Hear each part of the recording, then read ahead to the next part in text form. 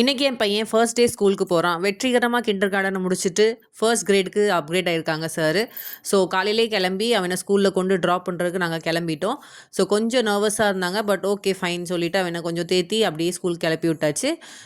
என்ட்ரன்ஸ்லேயே வந்து welcome board வச்சுருந்தாங்க. அப்புறம் பேட்ச் மாட்டி டீச்சர்ஸ் வந்து எல்லா ஸ்டூடெண்ட்ஸுமே வந்து வெல்கம் பண்ணிட்டு இருந்தாங்க. அதுக்கப்புறம் என் பையனோட கிளாஸை தேடி அவனை வந்து ட்ராப் பண்ணதுக்கு போனோம்.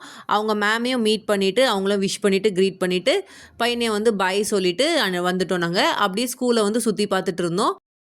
நம்ம படிக்கும்போதெல்லாம் ஸ்கூல் எக்ஸாம் முடிஞ்ச உடனே வெக்கேஷன் லீவு இப்படி தான் இருக்கும். இங்கே ஒரு கிரேட் முடிஞ்ச உடனே அடுத்த செஷன் ஆரம்பிச்சிடுறாங்க. ஏன் இப்படி பண்ணுறாங்கன்னு தெரில. குழந்தைங்க பாவம் தான் எனக்கு தெரிஞ்சு இந்த ஜென்ரேஷனில். நாம் பெட்டர்னு நினைக்கிறேன். சிபிஎஸ்சியில் ஏன் தான் இந்த 15 டேஸ் எக்ஸ்ட்ரா ஸ்கூல் வைக்கிறாங்கன்னு தெரில. இந்த சம்மர் வெயிலில் பாவம் குழந்தைங்க ஸ்கூலுக்கு போக வேண்டியதாக இருக்குது. ஜூனே டேரெக்டாக ஸ்டார்ட் பண்ணியிருக்கலாம்னு எனக்கு தோணுச்சு. ஸ்கூலில் ஃபுல்லாக பலூன் டெக்கரேஷன் பண்ணி வச்சுருந்தாங்க. என் பாப்பா அங்கேருந்து ஒரு பலூன் அத்துட்டு வந்துட்டா. அப்படியே ஸ்கூலை சுற்றி பார்த்துட்டு நாங்கள் வந்து என் பாப்பாவை அவள் ஸ்கூலுக்கு ட்ராப் பண்ணுறதுக்கு நாங்கள் கிளம்பிட்டோம்.